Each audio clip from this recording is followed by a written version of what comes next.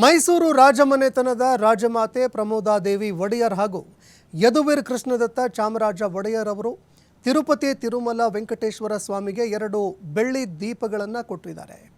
ಶ್ರೀವಾರಿಯ ಗರ್ಭಗುಡಿಯಲ್ಲಿ ಉರಿತಿರುವಂತಹ ಅಂತ್ಯವಿಲ್ಲದ ಬೆಳಕಿಗೆ ಮೈಸೂರು ಸಂಸ್ಥಾನ 300 ವರ್ಷಗಳಿಂದ ದೀಪಗಳನ್ನು ದಾನ ಮಾಡ್ತಾ ಇದೆ.